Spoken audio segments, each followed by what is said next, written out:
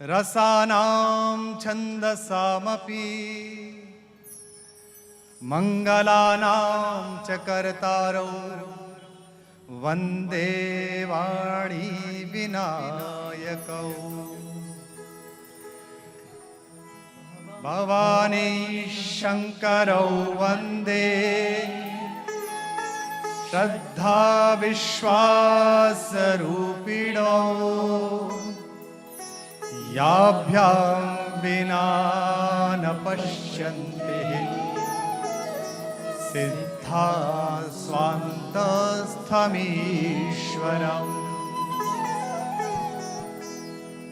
वन्दे बोधमयं नित्यं गुरुं शङ्कररूपिणम्।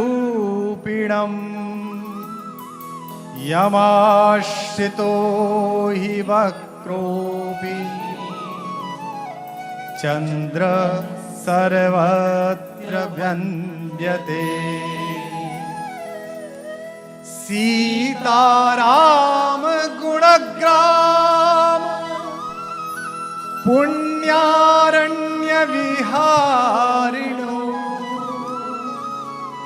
वन्दे विशुद्धविज्ञानो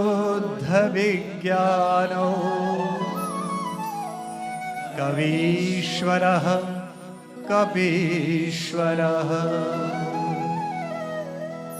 उद्भव स्थिति संहारकारिणी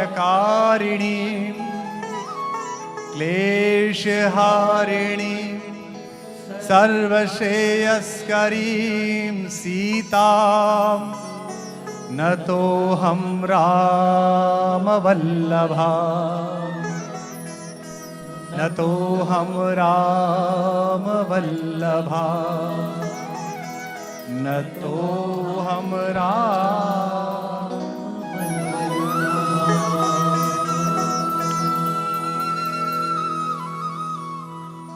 संत नरसिंह मेहता के गुजरात में आप सबके हृदय में बैठे हुए अवधपुरी के नहीं जगती के अधिपति मेरे राघवेंद्र राम को मैं प्रणाम करता हूं।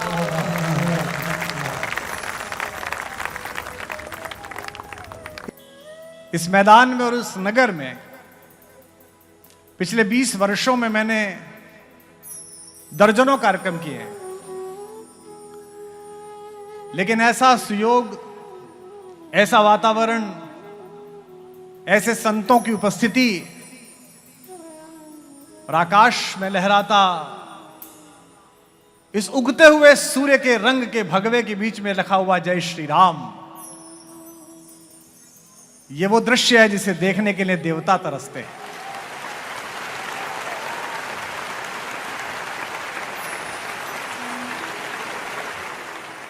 अगले 2 घंटे मैं अपने अंदर बैठे हुए ईश्वर से प्रार्थना करता हूं कि इस जन्म में जो मेरे सबसे अच्छे पुण्य कर्म हों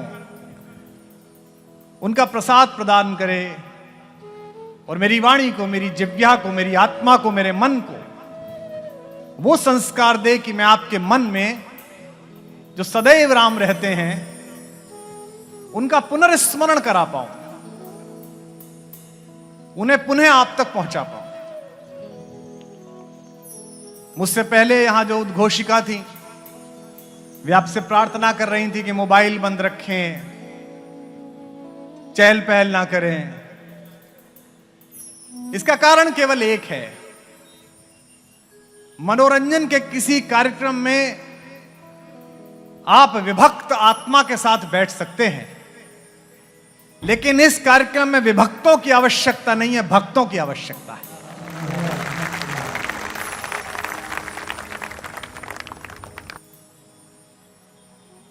हम मनोरंजन का कोई कार्यक्रम करते हैं तो मैं आयोजकों से यह भी नहीं पूछता कि क्या व्यवस्था है, कैसे लोग बैठेंगे, क्या होगा, क्योंकि मुझे अभ्यास होता है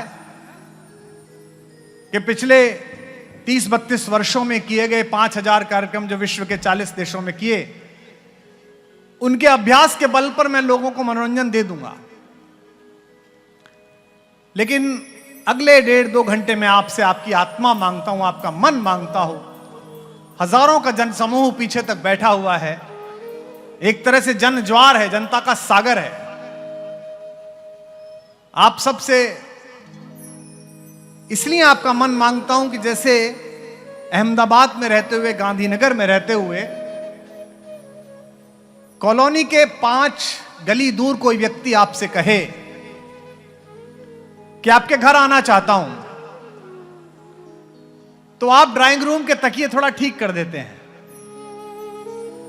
मेज पर रखी हुई अनावश्यक वस्तुएं हटा देते हैं। अगर कोई सूरत से परिचित आ रहा हो जो पहले कभी साथ रहा था और वो कहे कि अगले हफ्ते संडे में आपके घर भोजन करूंगा, तो आप ड्राइंग रूम के तकियों के कवर बदल देते हैं, साफ पर्दे लगा देते हैं। अगर न्यूयॉर्क में रहने वाला कोई साथी, कोई पटेल, कोई भट्ट, कोई जोशी, कोई गुजराती भाई आपसे कहे कि इस बार की जून में भारत आना है, 5 साल हो गए मिले हुए, आपके घर 5 दिन रुकूंगा, तो आप बाथरूम में जो 2 उखड़ी हुई टाइलें हैं वो ठीक करा देते हैं, जो बहता हुआ नल है वो ठीक करा देते हैं।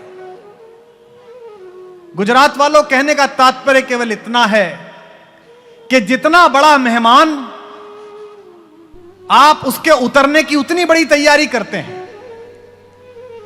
तो आज इस परिसर में, इस बड़े मैदान में राम उतरने वाले हैं, तो तैयारी कितनी बड़ी होनी चाहिए।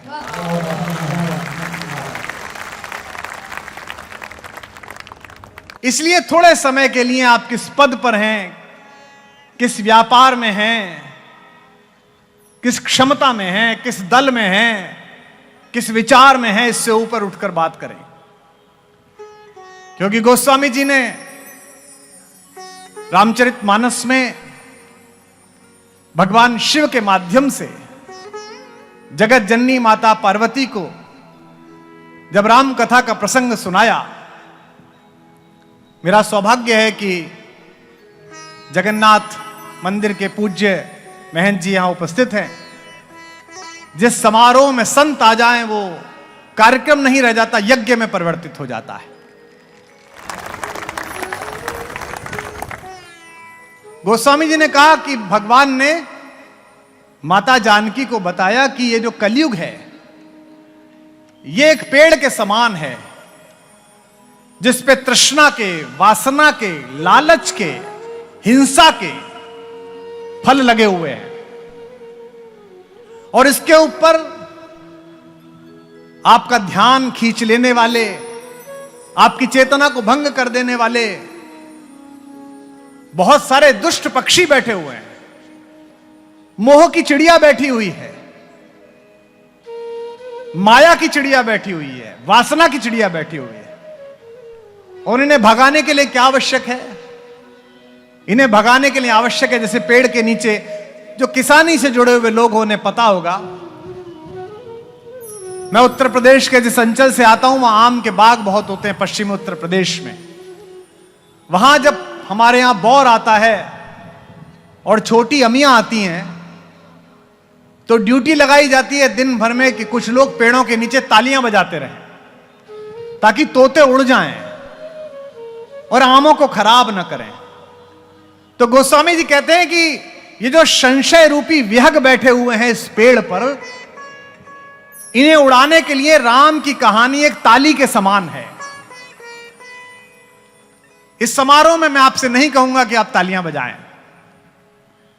लेकिन मेरा मन है कि जब जब संशय आए, जब जब मन इधर उधर विचलित हो, जब जब फोन देखने का मन करे और कोई अच्छी बात लगे, तो आप तालियां इसलिए बजाएं कि संशय उड़ जाएगा, जो कहा है भगवान ने। उन्होंने कहा कि राम की कहानी इस कलयुग रूपी वृक्ष के ऊपर बैठे हुए संशय रूपी विहंग को, पक्षी को उड़ाने के लिए। राम कथा सुंदर करतारी, संशय विहग उड़ावन हारी। राम कथा सुंदर करतारी, संशय विहग उड़ावन हार। आप भी गा सकते हैं। राम कथा सुंदर करतारी, संशय विहग उड़ावन हारी। और ये भी कहते हैं कि हे पार्वती, ये कहानी आदर पूर्वक सुनने योग्य है। मैं इस धर्म क्षेत्र में जो धार्मिक रूप से प्रमुख है, जहां से भारत भर के प्रमुख कथा व्यास जाते हैं, वहां राम की कहानी आपको नहीं सुनाऊंगा अगले 2 दिन में। मैं जीवन प्रबंधन के विषय में, स्ट्रेस मैनेजमेंट के विषय में, बिजनेस में यह कहानी किस तरह से प्रयोग की जा सकती है, इसके विषय में अपने अनुभव आपसे साझा करूंगा। महिलाएं आई हैं भारी मात्रा में। हमारी नई पीढ़ी पिछले 20-30 वर्षों से बच्चों को नैतिक आदर्श बचपन में जो सिखा रही है, मॉरल की क्लासेस, उनमें टॉम, डिक और हैरी के किस्से सुना रही है कि टॉम और हैरी साथ में पढ़ते थे, हैरी की किताब टॉम ने चुरा ली, तो फिर टॉम गिर पड़ा, उसके पैर में चोट लग गई। बताओ बच्चे, मॉरल ऑफ द स्टोरी क्या है? आपके घर में सोना पड़ा हो तो आप पड़ोसी के घर का लोहा नहीं चुराते। भारत वालों, पूरी दुनिया जिससे मॉरल सीख रही है, वो मानस तुम्हारे घर में पड़ी है और तुम टॉम, डिक, हैरी के किस्से पढ़ा रहे हो। मैं किसी की आलोचना नहीं कर रहा, क्योंकि यह धर्म का मंच है, श्री राम सेवा समिति का मंच है। लेकिन क्या तरीका है कि आपने जितनी कहानियां पिछले 30 वर्षों में टेलीविजन के माध्यम से भारतीय बच्चों तक पहुंचाई हैं, उसमें पुरुषार्थ नहीं है। मैं छोटा था तो मैंने 70 के दशक में, 80 के दशक में कहानी किसकी पढ़ी? मैंने कहानी पढ़ी भक्त प्रहलाद की, मैंने कहानी पढ़ी आरुणि की, मैंने कहानी पढ़ी धौम्य की, मैंने कहानी पढ़ी शेरनी के सामने दूध पीते हुए बच्चे को उसकी मां से लेकर उसका जबड़ा खोलकर सिंह के दांतों से गिनती सीखने वाले दुष्यंत के पुत्र युवराज भरत की। और आप कहानी क्या सुना रहे हैं पिछले 10-20 साल से हमें कि एक हैरी पॉटर है, वो पढ़ने जाता है, उसे एक झाड़ू मिलती है, वो टांग के बीच फंसाता है और पूरी दुनिया में उड़ता है। इसमें क्या पुरुषार्थ हुआ? झाड़ू लेके दुनिया में उड़ने वाले हमने भी छोड़े एक आध।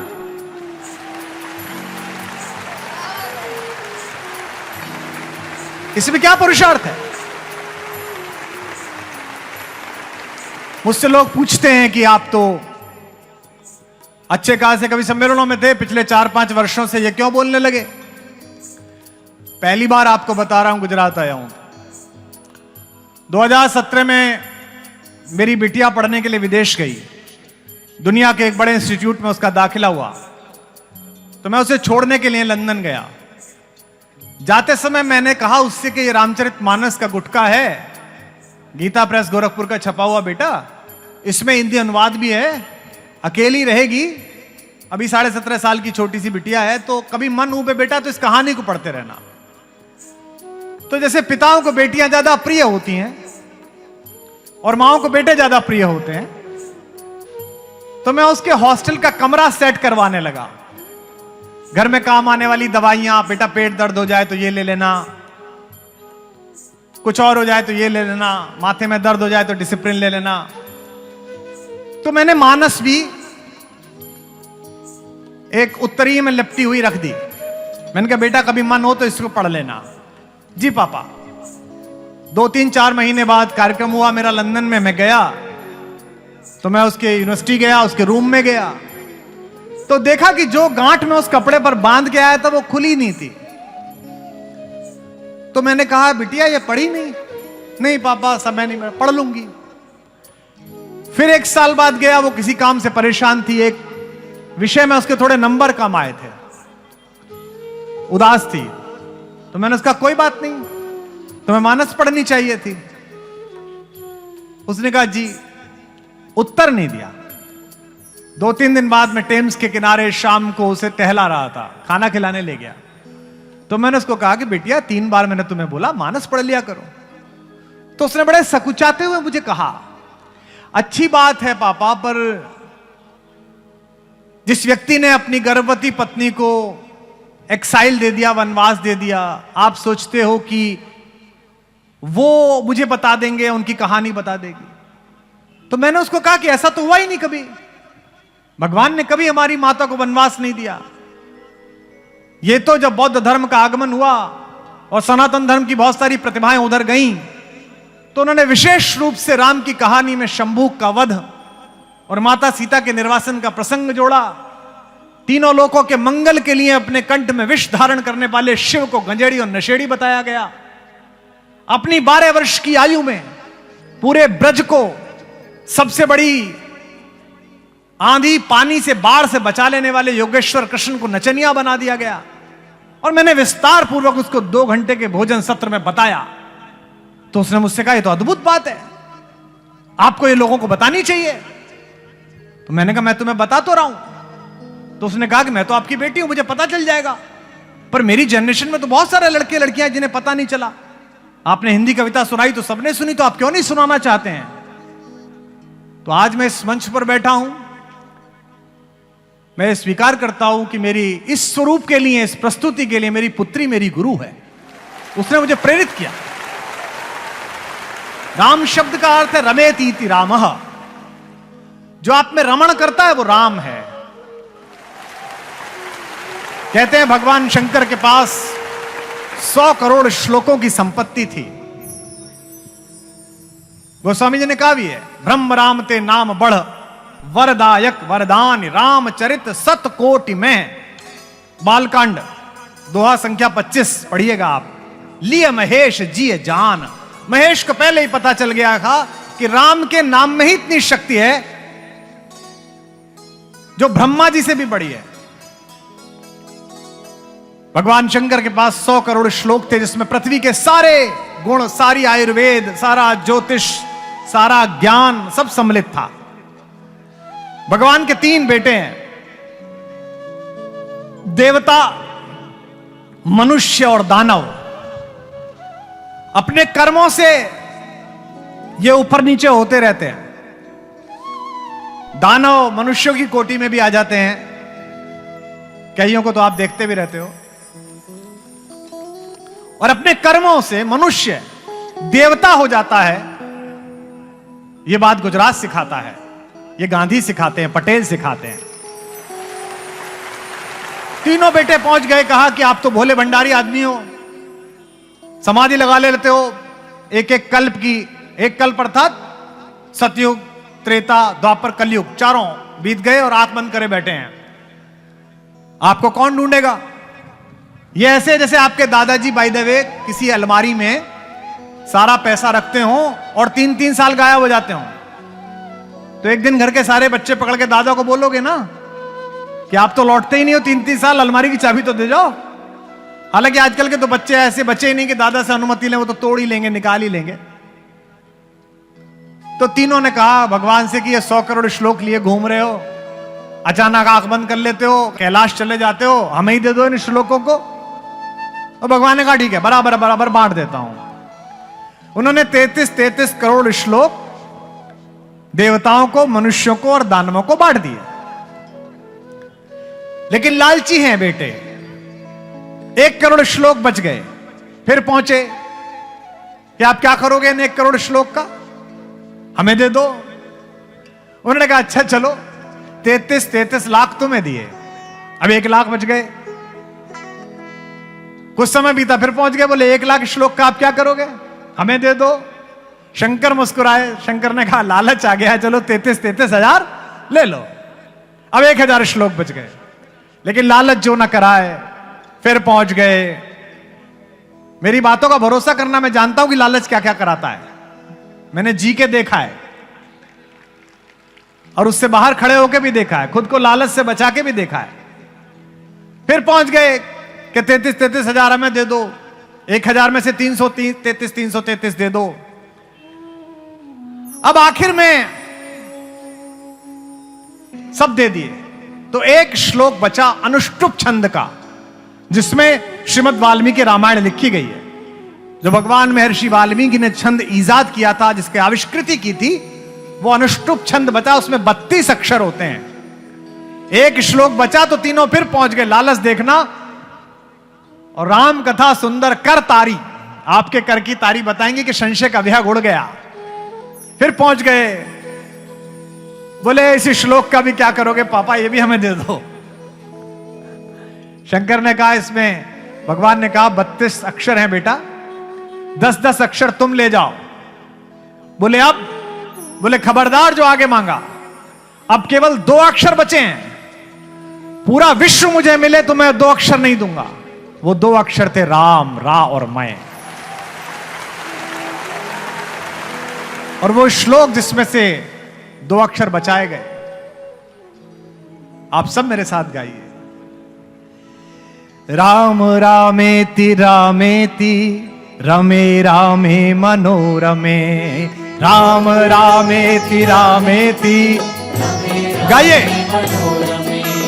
राम रामेति रामेति रमे रामे मनोरमे, सहस्र नाम तत्तुल्यम राम नाम वरानने, सहस्र नाम तत्तुल्यम राम नाम वरानने, राम रामेति रामेति रमे रामे मनोरमे। आपकी आवाज नहीं आ रही मुझे। राम रामेति रामेति रमे रामे मनोरमे, राम रामेति रामेति रमे रामे मनोरमे। यह श्लोक था जिसमें से 2 अक्षर राम के चुराए। हम में संशय बहुत है, लेकिन यहां बैठे हुए लोगों, आज के बाद और कल भी हम दोबारा बैठेंगे राम कथा और जीवन प्रबंधन पर। दुनिया में जितने भी अवतार हुए, जितने भी पैगंबर आए, जितने भी मनुष्यता के रूप में भगवान प्रकट हुआ, मर्यादा पुरुषोत्तम श्री राम जैसा चरित्र मैं अपने छोटे अध्ययन के अनुसार कह सकता हूं कि भारत में, विश्व में कहीं देखने को नहीं मिलता। उनका भी एक पुण्य फल संचित हो गया। कोरोना में आपने देखा कि पूरा विश्व दुखी था। वे बड़े बड़े देश जिन्होंने दुनिया के 2/3 नक्शे पर राज्य किया है, वो रो रहे थे। और एक हम भारतवासी थे, जूझ रहे थे। हमारे पास पर्याप्त चिकित्सा सेवाएं नहीं थी, सरकारें भी जूझ रही थी, समाज भी जूझ रहा था, और हम लोग सरकारों की प्रतीक्षा नहीं कर रहे थे। जो जहां खड़ा था वो मनुष्य के काम आ रहा था। ऑटो वालों के काम आ रहा था, लोगों को ले जा रहा था। खाने वाले लोग खाने में घर पर सामान पहुंचा रहे। मेरे जैसे सामान्य व्यक्ति ने मुहिम शुरू की तो केरल से लेकर नॉर्थ ईस्ट तक 2000 से ज्यादा गांवों में कोविड केयर सेंटर खुल गए। अपने आप लोग आए, हाथ बढ़ाया और लोगों ने सेंटर खुलवा दिए। ये क्यों? क्योंकि इस देश के लोगों ने लाखों वर्षों से, हजारों वर्षों से संकल्प जिया है कि सब कुछ छिन जाए, राज्य छिन जाए, पिता का निर्णय विपरीत हो जाए, पृथ्वी का शासन भी छिन जाए, उसके बाद भी अगर आप सत्य पर हैं, मर्यादा पर हैं, तो जमीन को छोड़िए, समुद्र को रास्ता देना पड़ता है ताकि अपना संकल्प पूरा कर सके। ये राम की कहानी सिखाती है, जिन्होंने सृष्टि बनाई भी और इस सृष्टि का हिस्सा भी रहे। कार्यकर्ता बड़ी मेहनत के बाद नेता बनता है, 10-20 साल की मेहनत के बाद। और नेता से बोलो कि भैया थोड़े दिन के लिए कार्यकर्ता बन जा, तो वो कहता है जी जो कमाया धमाया वो ले लो, पर कार्यकर्ता मत बनाओ। राम तो ईश्वर का प्रतीक है, और उन्होंने पृथ्वी पर आकर सामान्य मनुष्य की तरह जीवन जिया। और मुझे यह कहते हुए स्वाभिमान है, मुझे मेरे मर्यादा पुरुषोत्तम राम के विग्रह की छाया में बैठे हुए इस बात की दीप्ति है कि मेरे भगवान ने इस पृथ्वी पर जो समय बिताया वो किसी चमत्कार के भरोसे नहीं बिताया, वो अपने पुरुषार्थ के भरोसे बिताया, अपनी क्षमता के भरोसे बिताया। इसीलिए कहा गया कि जंगल में रहकर शेर का राज्याभिषेक नहीं होता, उसका शपथ ग्रहण समारोह नहीं होता, नाभिषेको न संस्कारे सिंहस्य क्रियते वनः विक्रमोर्जित सत्वस्य स्वयमेव मृगेंद्रता। अपनी मृगेंद्रता वो स्वयं पाता है। आपने देखा है कि सिंह का अनाउंसमेंट हुआ, चुनाव आयोग ने कहा ये सिंह चुने गए हैं, कल से सारे हिरण इनकी मानेंगे, ऐसा थोड़ी होता है। वो एक दहाड़ लगाता है तो 6 किलोमीटर के जंगल को पता चलता है कि राजा आ गया है। अयोध्या से निकले हुए राम और हमारी माता भारतेश्वरी ने जब नंगे पांव पहले 2 पैर रखे जंगल की धरती पर, तो खर दूषण से लेकर अहंकार में डूबे रावण तक को पता चल गई कि दस्युओं के दिन समाप्त हो गए हैं, शेर जंगल में उतर आया है। तो हम अकेले हैं जो दृष्टि भी हैं और दृष्टा भी। राम दृष्टा भी है। एक अकेले व्यक्ति हैं जिन्होंने सृष्टि को बनाया भी है और स्वयं भी सृष्टा है। राम सृष्टा भी है और सृष्टि भी है। राम दृष्टा भी है और दृष्टि भी है। राम दृष्टा भी है और दृष्टि भी है। अकेले व्यक्ति हैं जो दृष्टा भी हैं और दृष्टि भी हैं, यानी कि वो स्वयं रोते भी हैं। एक बंगाल के बड़े प्रसिद्ध अभिनेता हुए हैं उत्पल दत्त, आपने नाम सुना उनका? उन्होंने एक इंटरव्यू दिया था बीबीसी को। बहुत अच्छे अभिनेता। राम, एक फिल्म आई थी राम लक्ष्मण या क्या थी, राम घनश्याम, उसमें वो 2 रोल करते थे अमोल पालेकर साहब के साथ। बड़े अच्छे अभिनेता। उनसे किसी ने पूछा कि आपको सबसे बड़ा पुरस्कार कब मिला? तो उन्होंने कहा जब मैं 17 साल का था तब मुझे सबसे बड़ा अभिनय का पुरस्कार मिला। तो बीबीसी के संवाददाता ने कहा कि 17 साल की उम्र में पुरस्कार मिला, कैसे? तो उन्होंने कहा कि मैं अपने मोहल्ले में दुर्गा पूजा पर नाटक कर रहा था और मैं बांग्ला में एक ऐसा जमींदार बना था जो किसी गरीब आदमी को कर्जा देता है और वो चुका नहीं पाता, तो वो शराबी जमींदार उसकी पत्नी को उठा के ले जाना चाहता है। जो उस गरीब आदमी की पत्नी बना था लड़का, वो भी मेरे मोहल्ले का था। पहले लड़के ही ये काम करते थे नाटकों में, और बोले मैंने शराबी का अभिनय किया, मैं आया और मैंने कहा कि चलेगी कैसे नहीं, तेरा पति हार गया है। और उस कार्यक्रम के मुख्य अतिथि थे अपने समय के बहुत बड़े समाज सुधारक, बड़े संत ईश्वरचंद विद्यासागर जी। और बोले वो जो लड़का बना हुआ लड़की था वो त्राहिमाम, कोई तो मुझे बचाओ, कोई तो मुझे बचाओ कहकर रोने लगा। और मैंने उसका हाथ खींचा, 17 साल के उत्पल दत्त ने हाथ खींचा कि चलेगी कैसे नहीं, तेरे पति ने कर्जा लिया है। 5वें, 6ठे, 10वें सेकंड में सामने बैठे हुए मुख्य अतिथि ईश्वरचंद विद्यासागर ने जूता निकाला और मंच पर आकर उत्पल दत्त में 4-5 लगाए कि मद्यप, नीच, पापी, इस अबला पर अत्याचार करता है। और जैसे ही वो मंच पे आए उत्पल दत्त ने हाथ जोड़ लिए, उनके चरण छुए और कहा मैं तो अभिनय कर रहा हूं। और उसने ईश्वरचंद विद्यासागर से कहा कि प्रभु अब ये जूता मुझे दे जाइए, एक जूते से जाइए। और उत्पल दत्त जी के ड्राइंग रूम में वो जूता एक चांदी के स्टैंड पर रखा हुआ, शीशे से मढ़ा हुआ रखा था कि मैंने वो अभिनय किया कि इतना विद्वान मनुष्य नहीं पहचान पाया कि मैं अभिनेता हूं। राम दृष्टा भी हैं और दृष्टि भी है। गाइए मेरे साथ। राम दृष्टा भी है और दृष्टि भी है। राम एकांत है, राम महफिल भी है। राम एकांत है और महफिल भी है।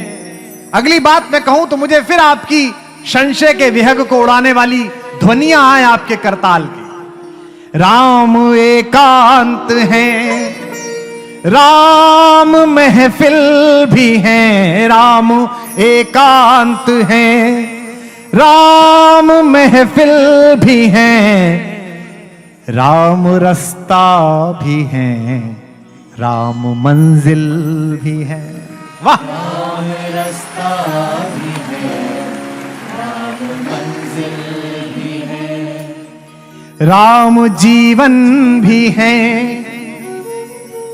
राम मुक्ति भी है, राम जीवन भी है। गाइए, राम मुक्ति भी है, राम है खोज भी, राम युक्ति भी है। राम है खोज भी, राम युक्ति भी है। राम मनहर भी है। देख लीजिए सुदर्शन, श्रीमद् वाल्मीकि रामायण में भगवान वाल्मीकि कहते हैं आजानुबाहु, संत चरण बैठे हुए हैं, घुटनों तक जिसके हाथ आते हैं, ये केवल मर्यादा पुरुषोत्तम ही हो सकता है कोई व्यक्ति। दुनिया का सबसे पुराना राजवंश है सूर्यवंशियों का मेवाड़, वहां के प्रतापी महाराणा कुंभा, बड़े गौसेवक, बड़े गौपालक, यहां भी गौवंश पालक बैठे हुए हैं। मैं आभार व्यक्त करता हूं गुजरात का कि मेरी गौशाला में भी 80% गाय यहीं से गई हुई हैं प्रारंभ रूप से, बाद में तो मैंने खुद बड़ी कर ली। हमारी लाड़ो, राधा, प्यारी, श्यामा, वो शुरुआती यहीं से गई थी, बाद में वही गौवंश विकसित हुआ, अब तो बड़ी गौशाला बन गई। इतना मनोहर कि जब गांव में निकले जंगल में केवल एक सामान्य वलकल पहनकर, तो सीता के सौंदर्य पर मोहित गांव की औरतों ने यह पूछा कि ये आगे हल्की नीलिमा लिए हुए रंग का जो सुदर्शन व्यक्ति चल रहा है, हे सखी ये तुम्हारा कौन है? पूछत ग्राम वधु सियसो, सांवरे से सखी रावरे को हैं। ये सांवले से तुम्हारे कौन है? और भारतीय नारी का सौम्यता का स्वभाव देखिए, उस पर भी हमारी मां के नाम आपके आंसू छलके, आपके आवाजें आए। गोस्वामी जी लिखते हैं कि माता ने यह नहीं कहा ये मेरे पति हैं, माता ने कहा जो ठीक पीछे चल रहे हैं ये महाराज दशरथ के छोटे बेटे मेरे छोटे देवर लक्ष्मण हैं, और जो आगे चल रहे हैं वो इनके बड़े भैया हैं। राम मनहर भी हैं और मनस्वी भी हैं राम। मैंने अरुण गोविल जी से कहा कि आपका सौभाग्य कलयुग में सबसे बड़ा है कि मेरे भगवान ने अपना चरित्र प्रकाशित करने के लिए आपके शरीर को चुना। हमने बहुत तालियां बजवाई हैं, हमने बड़ा उत्सव देखे हैं, लेकिन मैं हर बार स्वयं को अपने अपने राम के सत्र के बाद ईश्वर के चरणों में अपने कक्ष में जाकर 10 मिनट रोता हूं कि आपने मुझे इस योग्य समझा कि आपने अपने स्तवन का सुख मुझे दिया। एक सामान्य मंत्री, एक सामान्य विधायक, एक सामान्य सांसद का पीए इस अहंकार से बताता है। हमारे उत्तर प्रदेश में तो प्रधान जी जो हैं उनके पति लिख के जीप पे चलते हैं, प्रधान पति हैं। 5 साल में चुनाव होता है, 250 लोग वोट देते हैं, प्रधान बन गए। वो तो राम है, उसने सौभाग्य दिया आज गुजरात वालों आपको कि आप उसका नाम याद करें, उसे प्रणाम करें, आपको सौभाग्य दिया आज। राम मनहर भी हैं और मनस्वी भी हैं राम। गाइएगा इसे, मनहर भी हैं और मनस्वी भी हैं राम, मनहर भी हैं। अगली पंक्ति पर पीछे तक जहां तक दृष्टि जाती है वहां तक आपका उल्लास गूंजेगा राम के नाम का। राम मनहर भी हैं और मनस्वी भी हैं, राम राजा भी हैं और तपस्वी भी हैं। राम राजा भी है और तपस्वी भी है। राम आराध्य हैं, राम आराधना, स्वयं आराध्य भी है, स्वयं आराधना भी। जब 4-5 दिन का युद्ध चल गया तो एक दिन ऐसा आया जब भगवान की सेना पराजित हो गई रावण से। रावण ने वो तीर चलाए कि भगवान का सारा आसपास का बल छिटक गया। विशेष नर वानर, ये नहीं जो बंदर को दिखा देते हैं, वन में पलने वाले विशेष नर जिनमें विशेष योग्यता थी, ऐसे हमारे वज्रांग बली इस परिसर में निश्चित रूप से होंगे। अंजनी पुत्र, उनका तो काम ही है जहां राम का नाम हो रहा वहीं पहुंच जाओ। एक बार उन्हें भी प्रणाम करो अपनी तालियों के साथ, वो भी कहीं ना कहीं। सब लौटे राम शाम को बैठे शिला पर, मुख नीचे और परेशान है। जामवंत सबसे सीनियर मंत्री हैं। जामवंत ने कहा, क्यों परेशान होते हैं आप? वही तो धनुष है हाथ में, वही तो बाण है, वही तो भुजाएं हैं, वही तो इन भुजाओं में छिटकती हुई नीले रंग की आपकी शिराएं हैं जिनमें रघुवंशियों का रक्त बहता है। कोई बात नहीं, आज का दिन नहीं है। कुत्ते भी घेर लेते हैं जंगल में शेर को, होता है कभी शेर का भी दिन नहीं होता। क्या बात है, नहीं होता? आज का दिन नहीं था, कल फिर खेल लड़ेंगे। राम ने कहा नहीं, आज युद्ध में मेरी सेना पीछे हटी, इसका दुख नहीं है। दुख यह कि जब रावण लड़ रहा था तो रावण नहीं लड़ रहा था, माता शक्ति लड़ रही थी। उन्होंने इसे अपनी गोद में उठा रखा था, मैंने देखा। और यह क्या बात है कि मैं सत्य के साथ हूं और माता उसके साथ है जो असत्य के साथ है, जो दूसरे की पत्नी का हरण करता है। यह कैसे संभव है? तो जामवंत ने कहा कि उसने शक्ति की आराधना की है। तो राम ने कहा, आराधना की है तो ठीक है, फिर मैं भी आराधना करूंगा। जो लोग भारत से कहते हैं कि भारत शांति अपनाए, उन लोगों को दुनिया को देखना चाहिए। शांति से शांति का उत्तर दिया जाता है, अस्त्र से अस्त्र का उत्तर दिया जाता है। युद्ध की संभावना में जी रहे सब देश सुन लें, युद्ध भी है, बुद्ध भी है, जिसे चाहे उसे चुन ले, जो मन तुम्हारा करे चुनो। मैं न्यूजीलैंड में बोलने गया, विक्टोरिया यूनिवर्सिटी में। टॉपिक था कि world peace and brotherhood through the window of Indian concepts. तो भारतीय सुनने आए, हमें बहुत अधिक प्यार करने वाले हमारे पड़ोसी देश के लोग भी सुनने आए। कुछ चीन के विद्यार्थी भी आए जो वहां पीएचडी कर रहे थे। तो वो चीन वाले और वो चीन के जो नए वाले भांजे हैं, वो दोनों साथ साथ बैठे थे, फूफा भतीजे। और मैं कुछ भी बात बोलता तो हिंदुस्तानी लड़के बड़ा मेज वेज पीटते, और न्यूजीलैंड ऑस्ट्रेलिया वाले गंभीरता से सुनते कि यार देखो, ये भारत से आया आदमी कितनी अच्छी बात बता रहा है भारत के बारे में।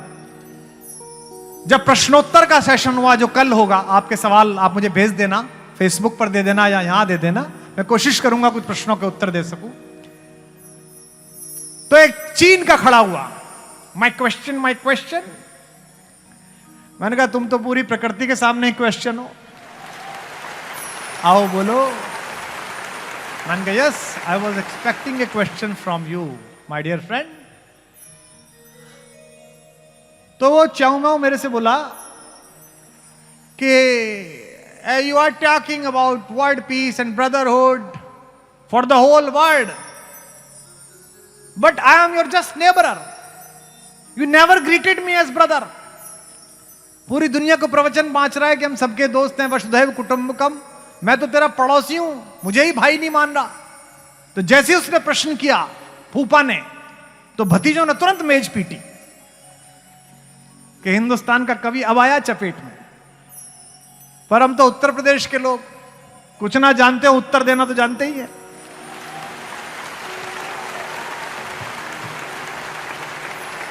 मैंने कहा सुन तू रुक, बताता हूं। मैंने उसको उत्तर दिया और पूरे सदन में गोरों ने भी और भारतीयों ने हल्ला मचा दिया। उसने मुझसे कहा मुझे तो भाई मान ही नहीं रहे। मैंने कहा if you come to my door as a shopkeeper I will talk to as a buyer. धंधा करने आएगा, सामान बेचने आएगा तो खरीदार की तरह बात करूंगा। But if you come to my door with open heart and arms as a son of Buddha, I will greet you as a brother. भाई की तरह बात करो। It is you to decide how to meet me. तुझे तय करना है कि मुझसे कैसे बात करनी है, मुझे तय नहीं करना है। मैं तो भारत हूं, मेरे पास जो जैसे आया है मैं उससे वैसे ही मिला हूं। मैं तो उस देश में हूं जहां पराधीन भारत का कोई प्रतिनिधि तक स्वीकार नहीं किया गया था शिकागो के धर्म सम्मेलन में। ये जो गगन में उड़ता हुआ भगवा है, जिसके ऊपर भगवान का नाम लिखा हुआ है, एक शताब्दी पहले यह नहीं माना जाता था कि इसकी बात कहने के लिए भी किसी को अवसर दिया जाए। 3 दिन का सम्मेलन और सनातन धर्म को 1 मिनट का समय नहीं। तब बेहद हैंडसम 5 फुट 8 इंच के कसरती शरीर वाले, मलखंब करने वाले बंगाल के नरेंद्र ने, स्वामी विवेकानंद ने मेहनत करके अपना समय बनाया कि मुझे 5 मिनट मिले। वो वीडियो YouTube पर पड़ी है, उसकी ऑडियो पड़ी है, सुनना। 3 दिन से लोग बोल रहे थे, American citizens, ladies and gentleman, पहली बार भारत का बेटा गया और उसने जो बोला उस पर 3 मिनट तालियां बजी। My American brothers and sisters.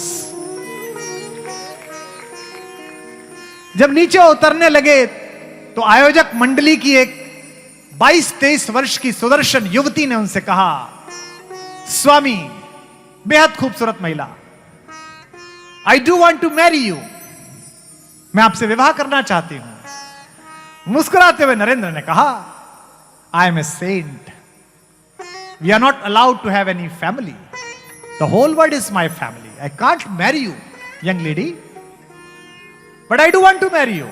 महिला ने कहा, लेकिन मैं आपसे शादी करना चाहती हूं। स्वामी जी ने फिर मना किया। जब तीसरी बार कहा तो स्वामी जी ने पूछा, why you do want to marry, आप मेरे से शादी क्यों करना चाहती हैं? उस युवती ने कहा, Swami Vivekananda, if we got married, अगर हम शादी कर लेते हैं तो सोचिए हमारा पुत्र कितना अच्छा होगा, जो मेरे जैसा सुंदर हो और तुम जैसा बुद्धिमान। उस समय वो विवेकानंद नहीं थे, भारत था। मेरे भारत ने मुस्कुराते हुए कहा, उसके लिए विवाह की क्या आवश्यकता है माता, आज से मैं तुम्हारा पुत्र हूं।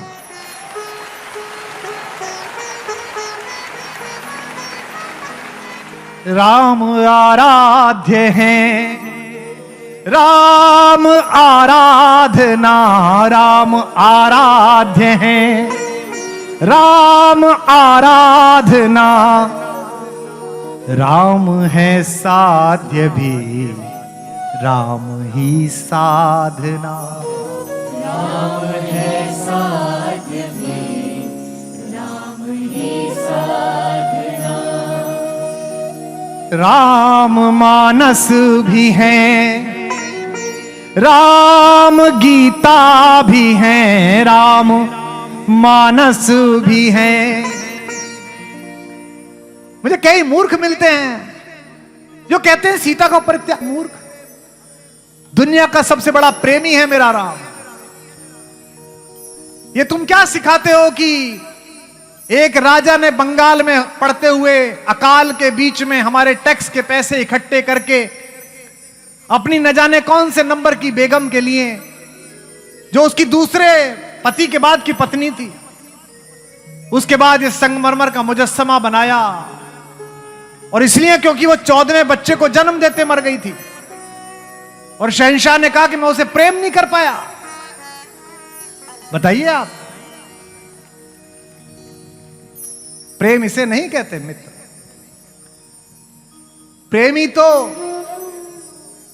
बिहार का वो एक गरीब आदमी है जिसने अपनी गर्भवती पत्नी को एक पहाड़ से गिरकर मरते हुए देखा तो हथौड़ा उठाया और दशरथ मांझी ने पहाड़ के बीच से रास्ता बना दिया। और अगली पंक्ति पर मैं उठे हुए हाथों की छटा देखूं, प्रेमी तो मेरा वो राम है जिसने पंच तत्वों का स्वामी होते हुए भी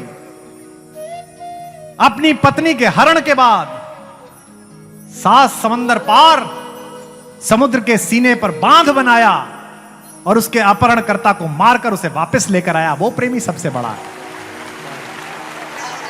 लेकिन मूर्ख लोग संशय करते हैं, राम पर भी संशय करते हैं। और ये पहले नहीं है जो आज करते हैं।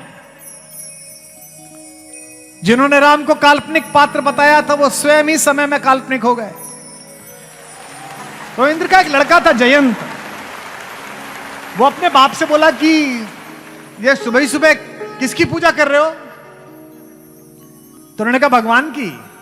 बोले आप तो इस कॉलोनी के आरडब्ल्यूए के चेयरमैन हो, और इस कॉलोनी में कौन आ गया जो आपसे बड़ा है? उन्होंने कहा एक है। कौन? विष्णु? बोले नहीं नहीं, वो तो खुद ही छुट्टी पे हैं। बोले शंकर? बोले नहीं, वो उन्हीं की पूजा करते हैं जिनकी मैं कर रहा हूं। बोले ब्रह्मा? बोले वो उनकी लीला देख रहे हैं हाथ जोड़ के। बोले कौन है? बोले वो पृथ्वी पे गए हुए हैं डेपुटेशन पे। लेकिन राजाओं के पुत्र मूर्ख भी होते हैं अहंकारी के अतिरिक्त। तो उसने कहा दिखाओ दिखाओ कौन है। तो थोड़े से बादलों को हटाकर, आप जानते हैं इंद्र बादलों का राजा है, बादलों का स्वामी है। थोड़े से बादलों को हटाकर खिड़की से जरा सी बालकनी से निकल के उन्होंने दिखाया, देख वो बैठा।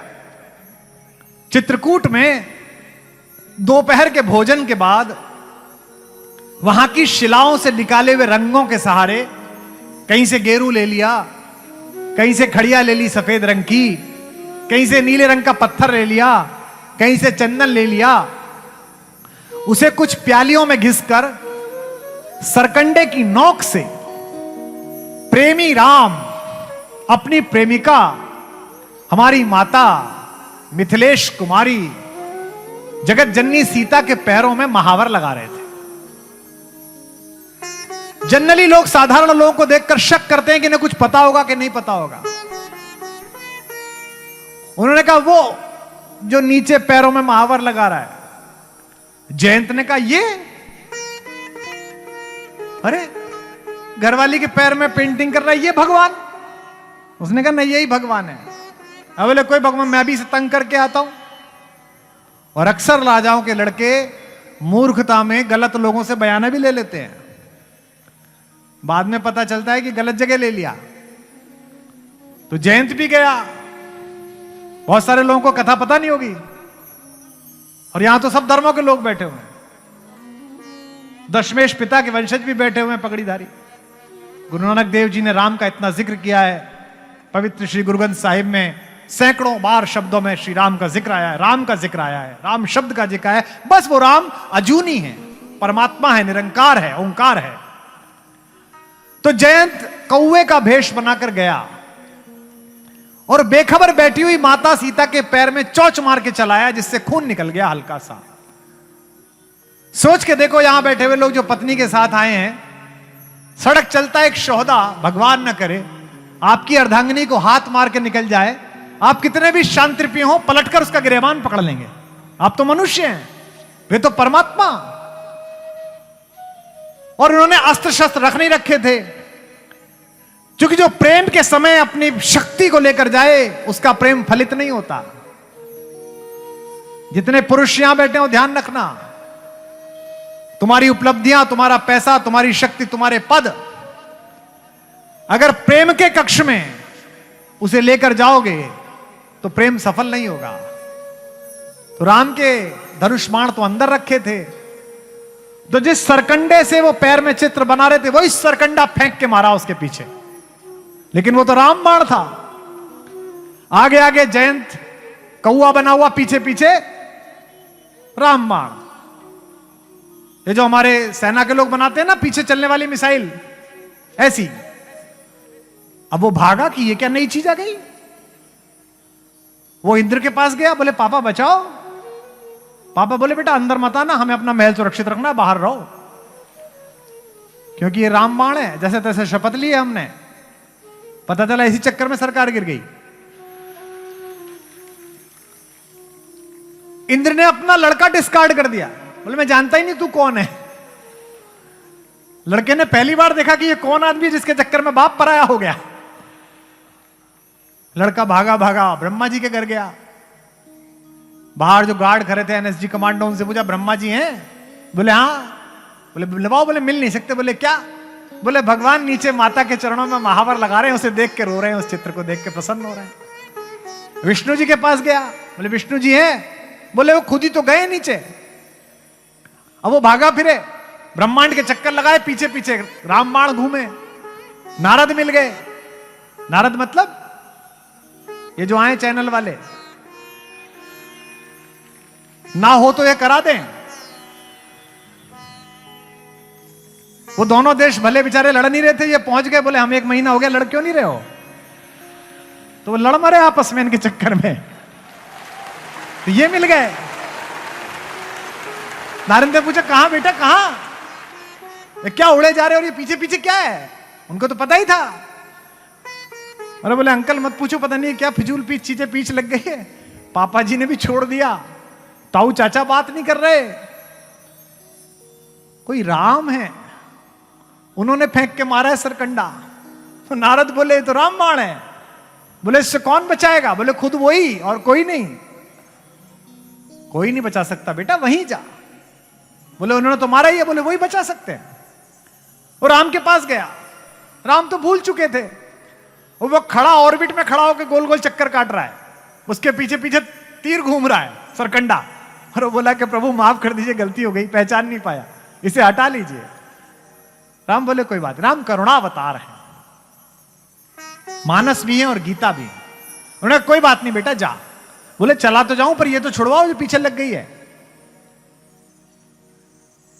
तो बोले यार ये तो राम बाण है, मेरा बाण है, ये बिना अपना लक्ष्य पूरा किए वापस नहीं आता।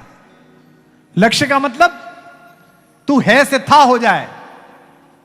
तो उसने कहा मैं इसी से बचने तो आया हूं, आप ही ने वरदान दिया है अभी मुझे कि जा प्रसन्न रहे, जीवित रहे। तो उन्होंने कहा ठीक है, कुछ नुकसान तो करेगा, ये तेरी एक आंख फोड़ देगा।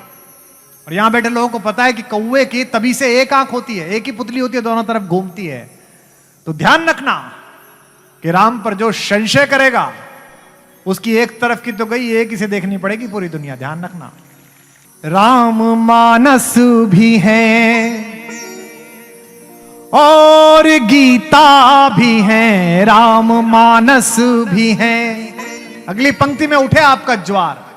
राम मानस भी है और गीता भी है, राम है राम भी, राम सीता भी है।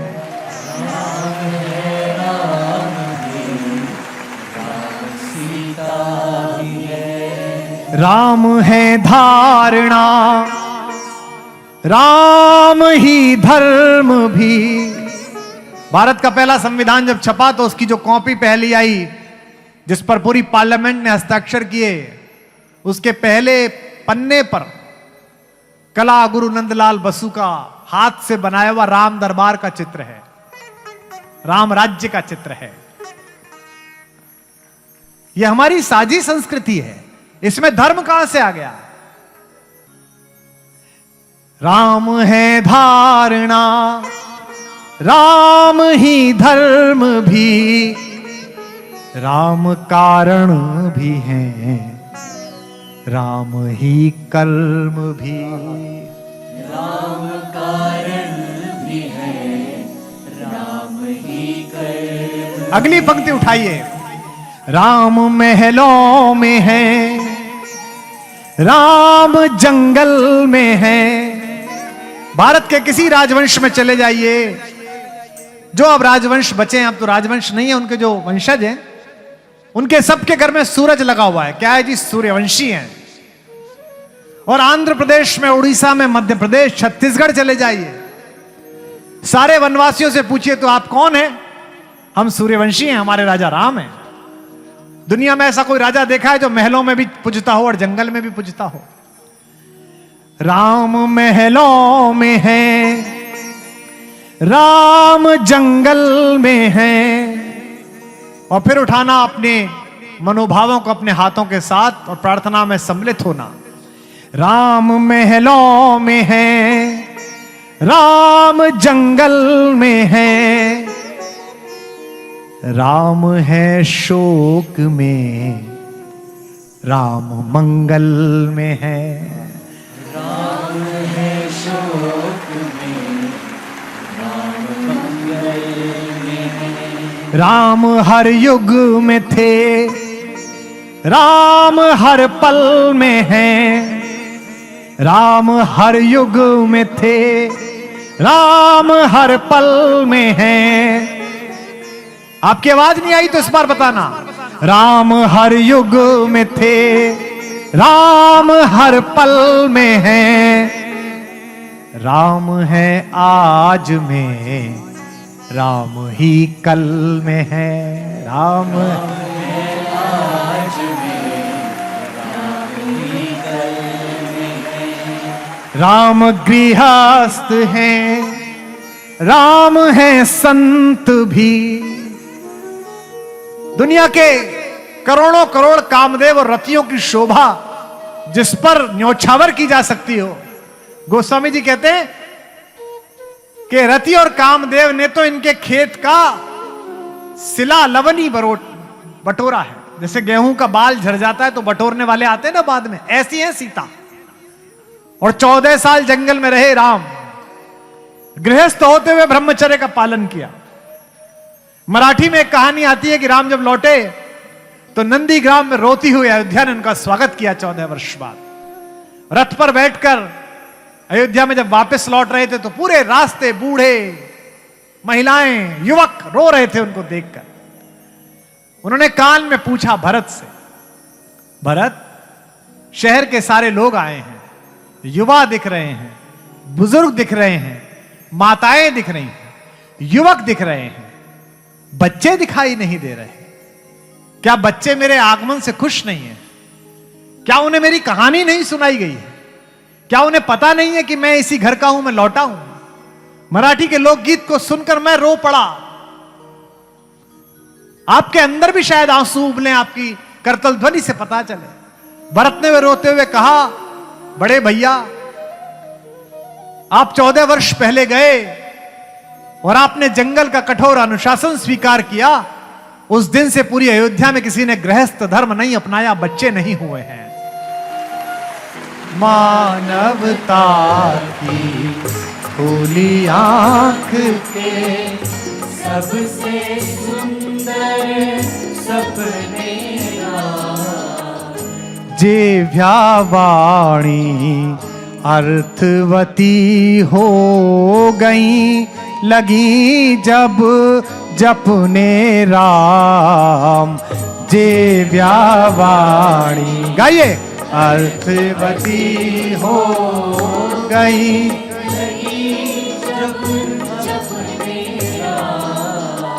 मात पिता गुरु जन परिजन ने अपने अपने देखे थे। दुनिया भर ने देखे अपने अपने अपने अपने राम। दुनिया भर ने गाइए, देखे अपने अपने अपने अपने राम। अपने अपने अपने अपने अपने अपने अपने राम। अपने अपने गाइए, अपने अपने अपने अपने अपने राम। ये विभीषण गीता की 8 पंक्तियां आप लिख के रख लेना, इन्हें बार बार पढ़ना, जीवन में उल्लास से भर जाओगे। जब भी आपको दिखे कि सामने वाला शत्रु, सामने वाला प्रतिद्वंदी ज्यादा शक्तिशाली है, तो आप ये विभीषण गीता की पंक्ति याद रखना, जो भगवान ने विभीषण से कहा। जब विभीषण ने कहा, रावण रथी बिरथ रघुबीरा, देख विभीषण भयउ अधीरा। रावण रथी बिरथ